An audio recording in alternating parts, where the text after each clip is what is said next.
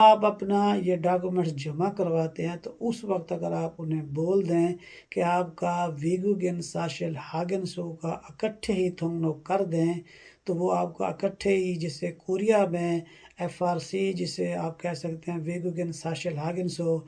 Korea में एक तरह से वो एफआरसी होता है, वो आपका कर देता है। तो उसी एफआरसी की बेस के ऊपर आप अपनी बच्चों की और अपनी फैमिली की इंश्योरेंस भी कर। अस्सलाम वालेकुम, मैं हूं साउथ कोरिया से अब्बास हुसैन और आप देख रहे हैं मेरा यूट्यूब चैनल कोरिया पाक इन्फो। पहले दोस्तों, आज की मेरी वीडियो साउथ कोरिया में जो लोग किसी भी किस्म के वीज़े पर आ जाते हैं और उनके लिए जो आपको यहाँ रहने के लिए आईडी कार्ड बनवाना पड़ता है, उसके लिए कौन कौन से डॉक्यूमेंट्स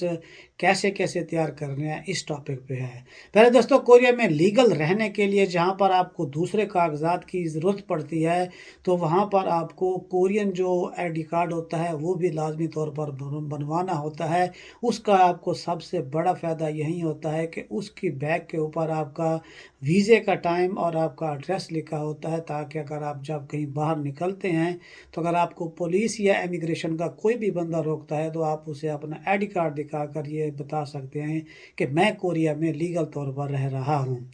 तो इसके लिए जब आप आपकी फैमिली आप E7 पे हैं, F2 पे हैं, नेशनैलिटी पे हैं, किसी भी वीज़े के ऊपर हैं, जब आपकी फैमिली या आपके बच्चे या आप कोरिया में आ जाते हैं तो आपको 90 दिन का टाइम होता है। उसके अंदर अंदर लाजमी तौर पर आपने अपने आईडी कार्ड के लिए कोरियन इमिग्रेशन में लाजमी तौर पर अप्लाई करना होता है। इसके लिए जो मुख्तलिफ डॉक्यूमेंट्स लगते हैं, उनमें सबसे जो पहला और अहम डॉक्यूमेंट्स है वो होता है आपका रिज़र्वेशन, यानी कि आपने अपॉइंटमेंट लेनी है, अपना ये या कराना है, अपना टाइम लेकर जाना है। तो जब आप अपना टाइम लेकर जाएंगे तो आपका जिस टाइम का लेकर जाएंगे तो आप उसी टाइम पर जाकर अपना ईज़िली अपना थोड़े टाइम में अपना आईडी कार्ड के जो डॉक्यूमेंट्स हैं वो बनने वाले वो जमा कराकर ईज़िली वापस आ सकते हैं। तो जब आपने अपॉइंटमेंट के लिए टाइम लेना है, अगर आपकी फैमिली के 3 फ़र्द कोरिया आए हुए हैं, मसलन बेटा है, बेटी है और आपकी वाइफ है, तो जब आप अपॉइंटमेंट का टाइम लेंगे तो आपको तीनों बंदों की अलग-अलग अपॉइंटमेंट लेनी है। यानी कि ऐसा नहीं है कि एक बंदे की आपने अगर ले लिया है तो बाकी 2 उसी में शामिल होंगे, ऐसा नहीं होगा। लेकिन अगर आप 2 बंदे हैं तो दोनों की अलग-अलग, अगर आप दोनों बंदे हैं, जब आप अपने आईडी कार्ड जमा कराने के लिए जाते हैं और जिस काउंटर के ऊपर एक बंदे का नाम आया होता है तो आप दूसरे बंदे के भी कागजात उसी काउंटर के ऊपर दे सकते हैं। लाजमी नहीं है कि अगला जो नंबर है वो दूसरे काउंटर पर हो तो आपको वहीं जाना चाहिए। उसी काउंटर के ऊपर अपना जो आपका जो आपने बच्चे के कागजात हैं तो वो आप अपने वहाँ पर इजीली दे सकते हैं, जो कि आपका जो है ना इजीली वो काम हो जाएगा। और बाकी अगर आप जब कोरिया में आते हैं और आपका जब रिज़र्वेशन नहीं कर पाते या आपकी नहीं होती, तो आपका जो 90 दिन का टाइम होता है उसी के आखिरी दिन भी अगर आप चले जाते हैं और आपको टाइम नहीं मिला, तो फिर भी आपके उसी दिन आखिरी दिन जो वीज़ा ख़त्म हो रहा होगा तो उसी दिन आपके कागजात लाजमी तौर पर वहाँ पर जमा हो जाएंगे। और उसके बाद जब दूसरा नंबर पर आता है वो है जो सबसे पहले जो चीज़ है वो है जिस बंदे का आईडी कार्ड बनवाना है उसके असल पासपोर्ट और उसके असल पासपोर्ट की एक कापी, ये आपको लाजमी तौर पर साथ लेकर जाने चाहिए। और तीसरे नंबर पर आ जाती है कि जो बंदा उनका सरबराह है, जैसे हस्बैंड है या वालिद है या कोई आपको किसी कंपनी ने बुलाया है, तो उस बंदे का आईडी कार्ड यानी कि ओरिजिनल आईडी कार्ड की जो कॉपी है वो भी आपको साथ लाजमी तौर पर उन डॉक्यूमेंट्स के साथ लाजमी तौर पर आपको लगानी होगी। और उसके बाद चौथे नंबर पर आ जाता है कि जो आप अपने अपने आईडी कार्ड की कॉपी देंगे तो उसके उसके साथ साथ आप जो एप्लीकेशन फॉर्म होता है जो जिसे थोंगाब शिनचंगसो बोलते हैं, तो उसके ऊपर आपको वो भी फिल करना होगा। वो मैं इस वीडियो की डिस्क्रिप्शन में भी डाल देता हूँ। अगर किसी के पास नहीं है तो मुझे मैसेज करेंगे तो मैं उन्हें PDF फाइल में वहाँ पर भी सेंड कर दूँगा। और वो उस एप्लीकेशन फॉर्म के ऊपर आपने एक अपनी वाइट बैकग्राउंड के साथ उसके ऊपर अपनी एक तस्वीर भी लगानी होगी, क्योंकि उसी तस्वीर का ही फ़ोटो आपके आईडी कार्ड के ऊपर आएगा, जो कि वो थोंगाब शिनचंगसो, और उसके ऊपर आपका एक फ़ोटो लगा होना ये लाजमी है और नीचे आपको दस्तखत और आपको साइन करने होंगे।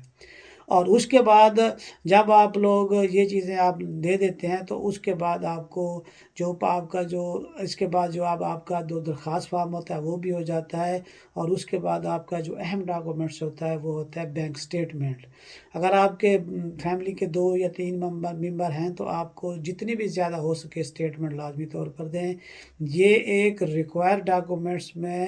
اسپیسیفک جسے فلسو کہتے ہیں، یعنی کہ کنفارم ڈاکومنٹس نہیں ہے لیکن آپ کے پاس ہے تو آپ لازمی طور پر دیں، اور اگر آپ کے پاس تھوڑے پیسے ہیں تو پھر بھی آپ اپنی سٹیٹمنٹ لازمی طور پر وہاں پر آپ کو دینی چاہیے، اور آپ کو دیں گے تو وہاں جو کاؤنٹر پہ بندہ بیٹھا ہوگا تو وہ آپ کے لیے مسئلے پیدا نہیں کرے گا۔ اور اس کے بعد جب آپ یہ ڈاکومنٹس ہو جاتے ہیں، اس کے بعد چھٹے نمبر پر آ جاتا ہے آپ کا گھر کا کانٹریکٹ۔ جب آپ نے اپنی فیملی کو جہاں پر بلایا ہے یا جہاں پر اس نے رہائش رکھنی ہے تو آپ اپنے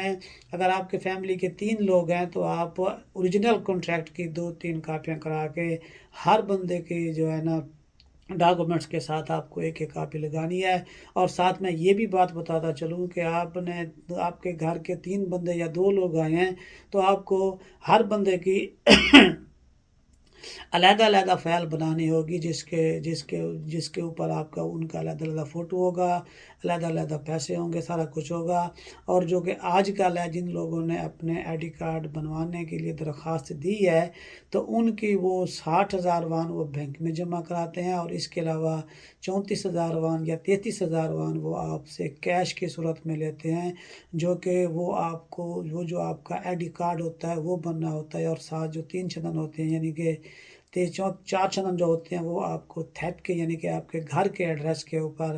سینڈ کرنے کے لیے وہ آپ سے پیسے لیتے ہیں، یعنی کہ ٹوٹل ملا کر یہ 93-94 ہزار وان ہو جاتے ہیں۔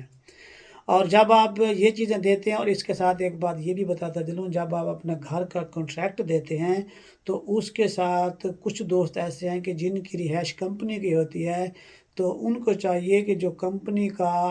کھیسک سا ہاگن سو بنواتے ہیں تو وہ بنواتے وقت اگر آپ کا گھر کا ایک بندہ یعنی کہ آپ کی بیوی ہے تو آپ اپنی بیوی کے نام کا بنوائیں گے، اور اگر آپ کے بچے ہیں تو ان کے بچوں کا نام کا علیحدہ علیحدہ بنوائیں گے۔ جو یہ کھیسک سا ہاگن سو ہوتا ہے اس کے اوپر جو ڈیٹا لکھیں گے اس میں آپ کی بیوی کا نام آ جائے گا، اور نیچے اس کا پاسپورٹ نمبر لکھوانا ہے، اور باقی جو لاسٹ میں کھانے ہوتے ہیں وہاں پر آپ کے جو مالک ہوتا ہے اس کا ڈیٹا آ جاتا ہے، یعنی کہ جتنے بندوں نے کمپنی کی رہائش رکھنی ہے تو اتنے بندوں کا علیحدہ علیحدہ سے ہر ایک کا اپنا اپنا ان کے نام کا یعنی کہ کھیسک سو ہاگن سو آپ نے کمپنی سے بنوا کر جانا ہے۔ اور اس کے بعد 7ویں نمبر پر آپ کا ڈاکومنٹس آ جاتا ہے کمپنی کا صاحبچہ، جس سے آپ کمپنی میں کام کر رہے ہیں وہ، اور 8ویں نمبر پر 7واں یہ جو بتا رہا ہوں کمپنی کا صاحبچہ، اسے جو آپ کا کمپنی کا لائسنس ہوتا ہے وہ اسی لائسنس کو کہا جاتا ہے صاحبچہ۔ اور اس کے بعد 8ویں نمبر پر آپ کا اس کمپنی میں جو کام کر رہے ہیں اس کا جو ہوتا ہے جاب لیٹر، جسے 6 بولتے ہیں، وہ بھی آپ کا ہونا لازمی ہے۔ اور آپ 9ویں نمبر پر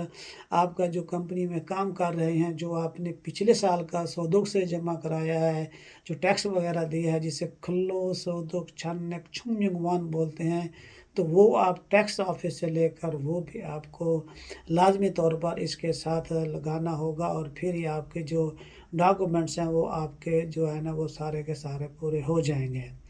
اور اس کے علاوہ جو آپ ڈاکومنٹس پاکستان سے لے کر آئے ہیں ان میں آپ کا ایک FRC ہو جاتا ہے، ایک MRC ہو جاتا ہے، تو یہ آپ اپنے ڈاکومنٹس اگر آپ کی فیملی ہے، وائف ہے، تو اس کا جو MRC ہوتا ہے جسے آپ میرج سرٹیفکیٹ بولتے ہیں،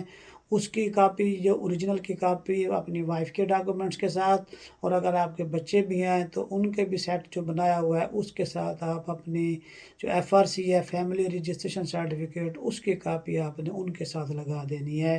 تو یہ آپ کی ایک طرح سے جو آپ کی فائل مکمل ہو جائے گی۔ جب آپ اپنا یہ یا کرتے ہیں اپائنٹمنٹ لیتے ہیں تو اس لیتے ہوئے آپ کو میسج بھی آتا ہے، تو آپ اسی دن جائیں گے تو وہاں پر لسٹ بھی بنی ہوتی ہے، اس میں آپ اپنا ٹائم اور اپنی سارا کچھ میچ کر کے جائیں گے تو آپ کا جو آپ کا آئی ڈی کارڈ ہے یہ بالکل آسانی سے بنے گا۔ اگر آپ وہاں سے پک کرنا چاہیں گے، اگر قریب ہے تو وہ وہاں پر بھی جا کر آپ چلے جائیں گے تو وہاں سے بھی لے سکتے ہیں۔ جب آپ اپنے کاغذات جمع کرا دیتے ہیں تو وہاں سے آپ کو ایک پیپر ملتا ہے جسے شنچنگ ہوگا ہاگن سو بولتے ہیں، تو وہ آپ کو ایک رسید کے طور پر دے دیتے ہیں کہ اگر آپ کہیں جاتے ہیں تو کوئی آپ کو پوچھتا ہے تو وہ آپ کو دکھا سکتے ہیں کہ میں نے اپنے کاغذات امیگریشن میں دیے ہوئے ہیں، جو وہاں سے میرا ویزا لگنا ہے، تو آپ کو اسی پیپر کے بیاہ پر ہر کس جگہ پر آپ حرکت وغیرہ اور آگے پیچھے جہاں پہ آپ جانا چاہتے ہیں تو آپ ایزیلی وہاں پر جا سکتے ہیں۔ اور اگر آپ اسٹوڈنٹ ہیں اور آپ کی فیملی آئی ہے تو آپ جس یونیورسٹی میں پڑھ رہے ہیں اور جو آپ کا پروفیسر ہے جو آپ کو وہ ڈاکومنٹس بنا کے دیتا ہے تو وہ آپ کا وہیں پیپر دے گا تو آپ کا کام ہو جائے گا۔ یہ سارے ڈاکومنٹس آپ جس طرح بنا کے 8 سے 10 ڈاکومنٹس بنتے ہیں، آپ نے ہر بندے کے علیحدہ علیحدہ بنا کر لے کے جائیں گے تو ایزیلی آپ اپنے آئی ڈی کارڈ جمع کرا کر آ جائیں گے۔ یہاں پر میں ایک بات لازمی طور پر بتاتا چلوں جو کہ بہت اہم بات ہے، ویڈیو کافی لمبی بھی ہو گئی ہے، تو جب آپ اپنا یہ ڈاکومنٹس جمع کرواتے ہیں تو اس وقت اگر آپ انہیں بول دیں کہ آپ کا ویگوگن ساشل ہاگن سو کا اکٹھے ہی تھونگنو کر دیں تو وہ آپ کا اکٹھے ہی، جسے کوریا میں FRC جسے آپ کہہ سکتے ہیں ویگوگن ساشل ہاگن سو، کوریا میں ایک طرح سے وہ FRC ہوتا ہے، وہ آپ کا کر دیتا ہے، تو اسی FRC کی بیس کے اوپر آپ اپنی بچوں کی اور اپنی فیملی کی انشورنس بھی کروا سکتے ہیں، اور آپ کو دوبارہ امیگریشن بھی نہیں جانا پڑے گا، اور اپنے قریب ترین جو سینٹر ہے وہاں سے بھی آپ اس سے نکلوا سکتے ہیں۔ اور اگر آپ اس طرح نہیں کرتے تو جب آپ نے اپنے بچوں کے کارڈ لینے کے لیے جانا ہے تو ان سے لازمی طور پر یہ ریکویسٹ کرنی ہے کہ آپ کا جہاں سے آپ کو کارڈ ملے گا آپ کے بچوں کا یا فیملی کا، تو ان سے کہیں گے کہ ہمیں ویگوگن ساشل ہاگن سو بھی بنا کے دو، اور انہیں یہ بھی ساتھ کہنا ہے کہ میری فیملی کو بھی میرے ساتھ اٹیچ کر دے، تو ان کا آئی ڈی کارڈ وہاں پر دینا لازمی ہوتا ہے۔ وہ 2 چندن آپ سے فیس لے کر آپ کے ساتھ اٹیچ کر دے گا، اور آپ کو اس کے بعد آپ کی انشورنس بھی ہو جائے گی، اور آپ کا جو ٹیکس کے پیسے جو آپ جمع کراتے ہیں اس سے بھی آپ کو واضح طور پر فائدہ ہوگا۔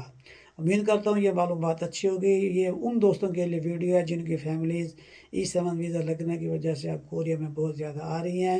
ویڈیو تو آپ لوگ دیکھتے ہیں لیکن آپ کو لائک کرتے ہوئے یا ویڈیو کو شیئر کرتے ہوئے پتہ نہیں کیا مسئلہ ہوتا ہے۔ میرا کام ہے آپ تک اپنی معلومات کو شیئر کرنا اور آپ کو فائدہ دینا، باقی آپ جیسا مناسب سمجھتے ہیں، آپ سمجھدار ہیں، بچے نہیں ہیں۔